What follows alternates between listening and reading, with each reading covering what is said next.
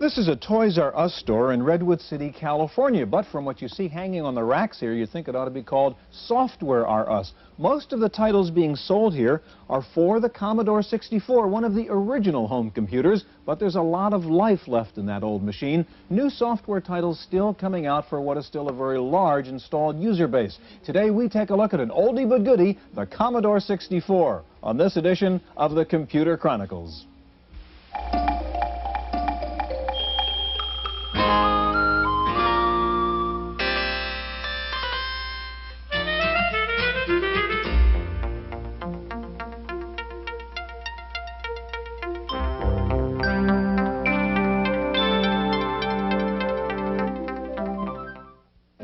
The Computer Chronicles is made possible in part by McGraw-Hill, publishers of Byte magazine, and BIX, the Byte Information Exchange. In print and online, Byte and BIX serve computer professionals worldwide with detailed information on new hardware, software, and technologies.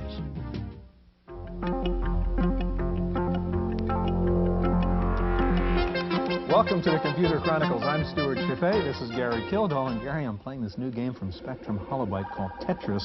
The interesting thing about it, it's the first game software sold in the United States written by Russian programmers. But what's really interesting is here's a hot new piece of software. What machine does it come out for first? The good old Commodore 64. This is the Model T of personal computers, yet people are still buying them. People are writing new software for it. How come?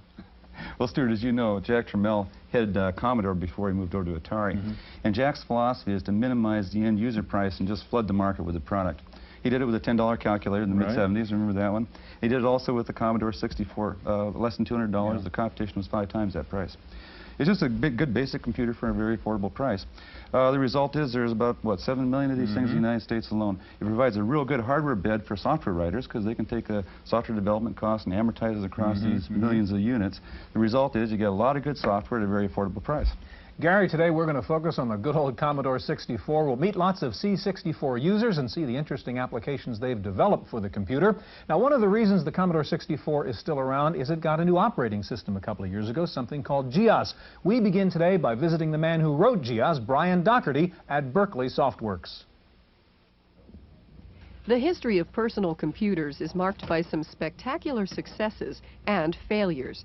But the award for popularity must go to the Commodore 64, a little 8-bit machine that refuses to die.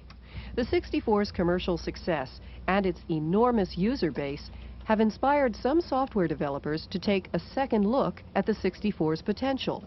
One of those companies is Berkeley Softworks, next to the university campus in Berkeley, California. What we did is we looked at these markets, at the Commodore 64 market first and the Apple II, and basically it takes a while for people to really push a machine to its total limits. And one of the things that we really believe in here that the rest of the software world, I think, has only really started to catch on to is using very sophisticated development tools. And the net of all that is we're capable now of developing applications for these machines that I don't think people really thought these machines were capable of performing. Berkeley's most important product is the GEOS operating system, a graphic interface for the 64 and 128 that features pull-down menus, icons, and windows. The new operating system opens the door to some very sophisticated applications, like a spreadsheet called GeoCalc, and GeoFile, a database with user-designed forms. There's even a desktop publishing package, something usually requiring big memories and big budgets. But at Berkeley Softworks, it's all in the code. Mainly it's by coding much more efficiently. The theorem of computer science is any computer program can be implemented by a 1-bit Turing machine. That's actually a theory that's been proven in computer science. So even this 8-bit processor is capable of doing all the things that a much more expensive computer, like say a Macintosh or an IBM PC, is capable of doing. Now, it may not be able to do it as fast, although we try to make up for the limitations and the capability of the machine by programming more efficiently. But you can actually do anything with a computer.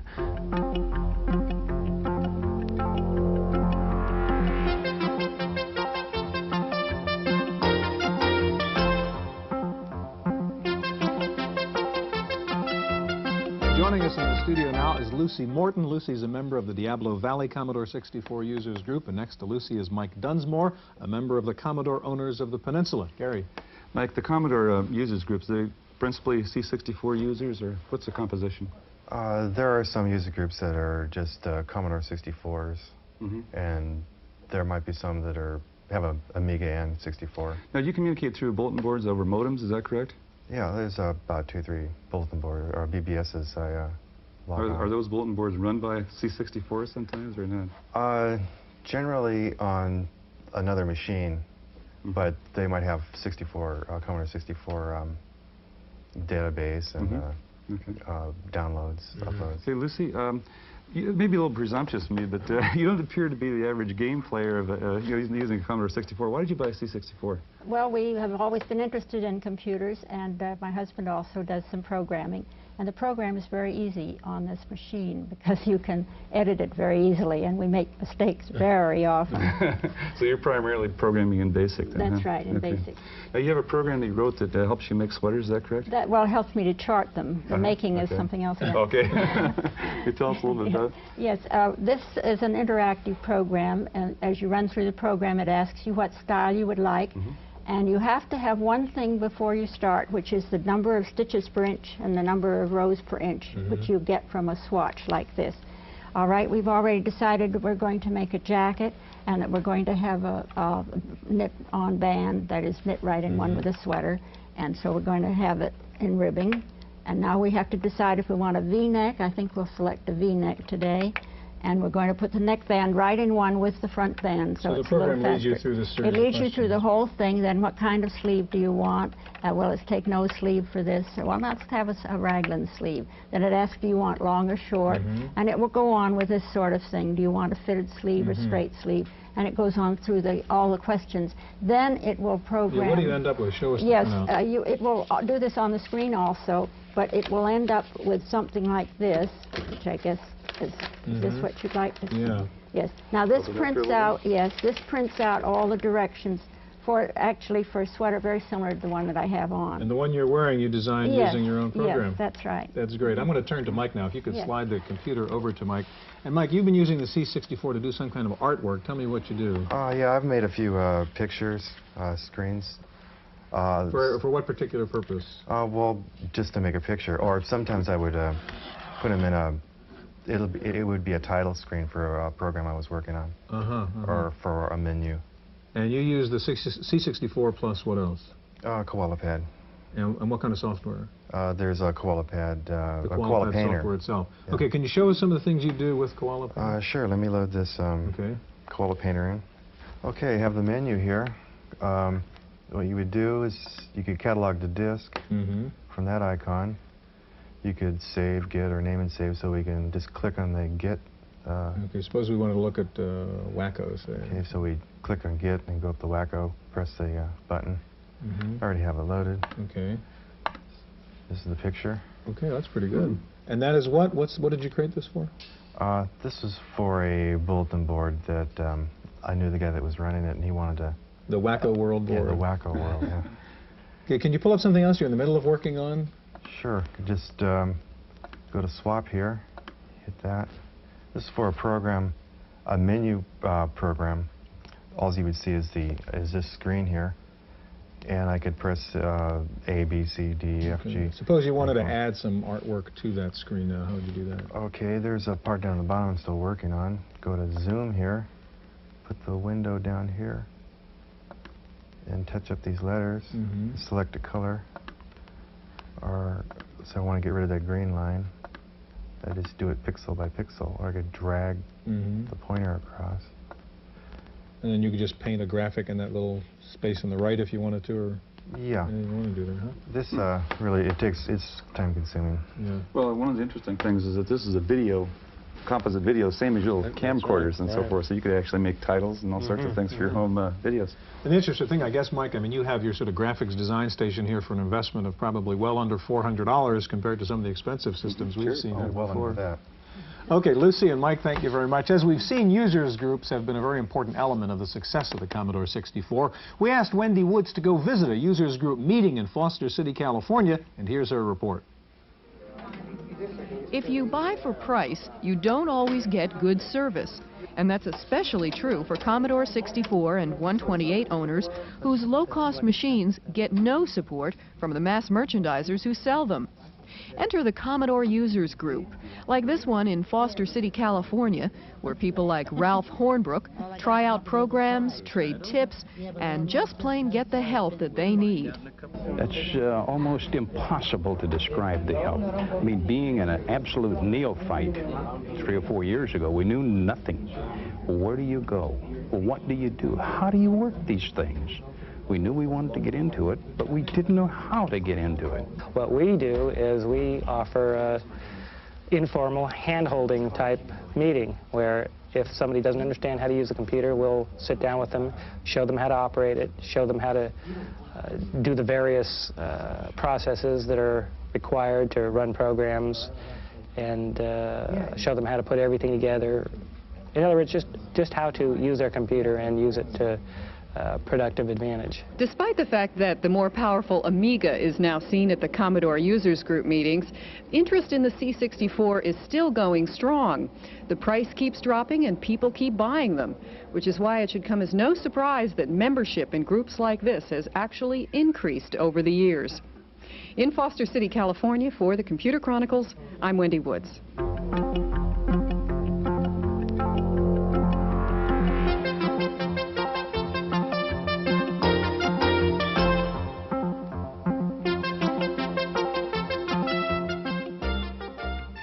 With us in the studio now is Malcolm Lowe with the Commodore West Users Group, and next to Malcolm is Kelly Flock with Electronic Arts. Kelly, Electronic Arts is obviously a well-known software producer and game software producer.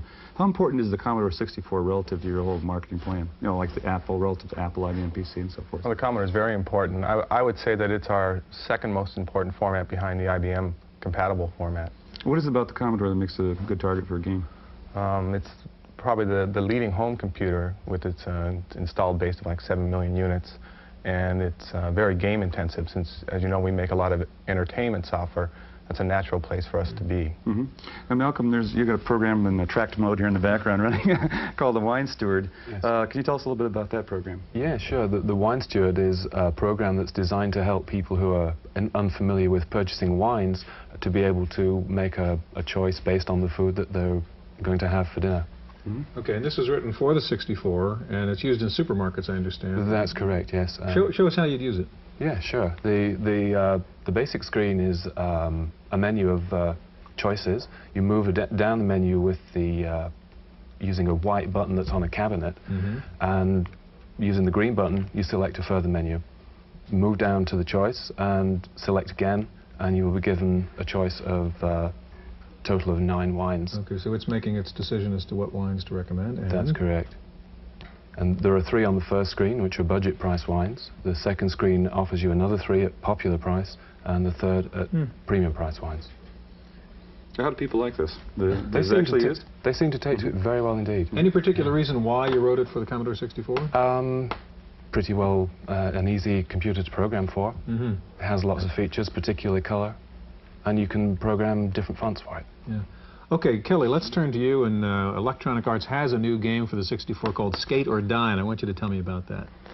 This is a multi-event game where it's kind of like a skateboard simulation where you get to do all the things that you wouldn't normally do unless you... you don't want to risk your knees and your elbows. Right, all the fun and none of the scars, as we say. Okay, Kelly, show me how you play Skate or Die. Okay, this is the half pipe, which is regular skateboarding event, and you do it through a combination that's a kick turn of joystick moves and button controls.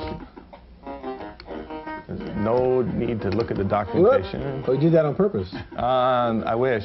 I'm going to try and get up in the air on this one. Up. All right. Oh. Beautiful, almost. So it's a combination of joystick and the buttons. Correct. Oh, nice move. However. So there are like 12 different moves you can do in here. Uh-huh. And you get points for the variety of your routine, and you get bonus points at the end. So I got 8,000 points, which is a pretty good score. You can get up to 15,000 points in here. the crowd in the background. Yeah. Kelly, is Skate or Die available on any machine other than the Commodore 64? No, right now it's available only on the Commodore. It was designed on the Commodore and takes advantage of some unique features such as the sprites and the 16 colors and the 3 voices. We're in the process of developing it for other machines. Now, Kelly, are there more things you can do besides just skating on this ramp? Or There's a total of 5 events. The ramp is the only event modeled on real skateboarding, but there's a couple of downhill events where you can break bottles and skate through bushes and through a drain pipe. And there's a pull joust event where you have 3 computer opponents and you get to whop them with the little marine bopping stick. It's a pretty fun little game. Now, what about the price? The suggested retail on it is $29.95. Okay. And is there something about the Commodore market? You just don't get more than $30 for games? As the Commodore market gets older, it becomes more price sensitive. There's a lot more product developed for it as opposed to, say, a market like the Amiga where there are very few games right now. So it's going to be something you're de-emphasizing after a while? No, we make it up in volume. Okay. How do we do it? The volume. Kelly, Malcolm, thank you very much. Gary, earlier this week I got a chance to talk to the new president of Commodore, Max Toy, and I started out by asking him if Commodore looks at the 64 as really a game machine. Well, it would be real easy to say that, but what we have seen in the marketplace is that it's continuing to be used in business. We're seeing it used on broader applications than we've ever seen before. Commodore 64 is being used for desktop publishing. It's being used in the small, tiny business. It's having a resurgence back in the education marketplace. So it is much more than a toy marketplace. Now, I will tell you that we have seen a growth and enhancement in the entertainment marketplace due to some of the software. But we're still seeing new business software being written for the product as well. Is it a current machine? Are people still buying Commodore 64s? The incredible thing about the Commodore 64 is it does continue to grow, and the market continues to expand. We sell worldwide between 1 million and 1.5 million Commodore 64s every year. And what we've seen is a whole new wave of customers coming into the marketplace. Commodore 64 has always been strong in the small, tiny business marketplace, but we're seeing a lot of young, first-time users coming into the marketplace. In fact, I've heard it said that Commodore welcomes more first-time users than any other company in the world. Brand new software is coming into the marketplace, and you got to remember, it's not old technology to the first-time user. And we're seeing a lot of people using this computer as their first entry into the power of computing. And therefore, you're bringing new customers in every year come into this marketplace. And so it is new technology as far as they're concerned, and we see software people continuing to use the high-performance capabilities for a very high-value dollar. Who do you see then right now as the competition for the 64? I mean, is it the lower cost Apple, or is it the Atari ST, or are you going up against Nintendo and Sega in a way? Well, the answer really is probably C, all of the above.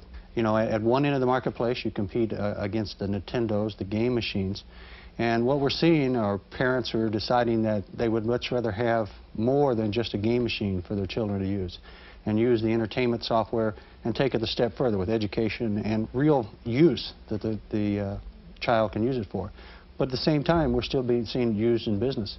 We're seeing it used in television production environment as well. It's a very, very important part of our business. It's continuing to grow. We're continuing to spend our research and development dollars on the product and the peripherals and the support capabilities of that product. So it's a very, very important part of Commodore's existence today and its future. If you look at our greatest assets, they're an install base, there are manufacturing and design capability to build a machine from silicon up, and the fact that we've got such a strong, active user group community.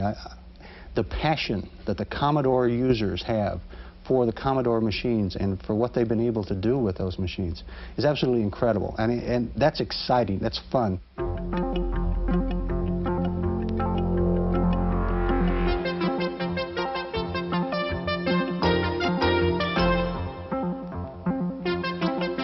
Joining us in the studio now is Bill Morrow, a Commodore 64 user from Pacifica, California, and behind Bill, Gary, is a table full of synthesizers, all hooked up to a 64. Bill, you're a very accomplished musician. What is it about this Commodore 64 that makes it a good music computer? Number one, it's very inexpensive. Okay. The other thing is the SID chip, and that's the sound interface device. Okay, what does the SID chip do? Well, it makes sound. It has 3 musicians in it, you could say. And these 3 musicians can play individual notes separate, or they can play them simultaneously. We can have a flute and a bass and a violin playing all at the same time. Okay, and then you can experiment with the different sounds and mix Right. them and so forth. I can study the attack, delay, and sustain and release. Okay. Now you've got some software in here, some composition software called Master Composer, is it? Uh-huh. Show us how that works using the SID chip, Bill. Well, here you can see I already entered a few notes. Okay. Let me go over here. And I have 3 voices. I've got my musician number 2 here. And you see I have some rest up there. So I have about, I would say I have 16 positions that I can okay, if you wanted to go ahead now and listen to that music you would just put in there. And this is using only a SID chip, right? Right. No synthesizers. Yeah. No, just the Commodore. Okay. Power. Okay, you want to listen to? Yeah. All right. And it's showing the notes that it's playing as it goes on, huh? That's all just coming out of the 64. As they're playing. That's all coming out of 64. No help. And they're the notes you had entered before. This Right. is a little piece of music you wrote in there. Okay, can we turn that off just a second? And I want to ask you now to give us the whole ball game here and hook up all your synthesizers and see if the 64 can handle all of that. So All right. what do we do to do that? Okay, first of all, I have the MIDI interface hooked to the Commodore, hooked up with the Commodore. And from the MIDI interface, I go through my MIDI through box, which we can't see. And from that, I'm hooked up to 1, 2, 3 keyboards, which all are multi-channels. And I have about 14 channels, or tracks. A musician would think of them as tracks, different tracks running. Then we have the drum machine, and we have a sound generator over there, which gives me about 16 tracks. And what's of the music. software that's controlling all this? The software is Dr. T's software, and it's a very powerful software. You can record with this just like you're recording in a studio, like they said, take 1 and you play. Or you can insert the notes from... okay, how about take 1? Let's hear what it sounds like. Yes, take 1, play, okay. Tell us what you're doing. I'm doing an original tune that I and James Anderson co-wrote. Okay.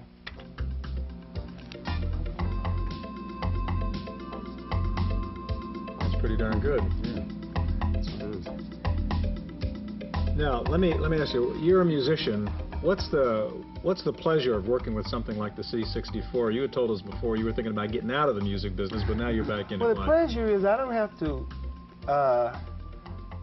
have a lot of musicians to rehearse with. I don't have to tell them play my music simple. I want, and I've got a drummer this crazy machine will just play all day long. And most of the time I would wear musicians out. I like to rehearse. And these guys say, well, I'm tired. So as a composer and as a musician, you have more control now. I have more control. With pretty little investment, as you said. Oh, it's a very cheap investment. Thanks so much for being here, Bill. That's our look at the Commodore 64. Hope we'll see you here again next week on the Computer Chronicles.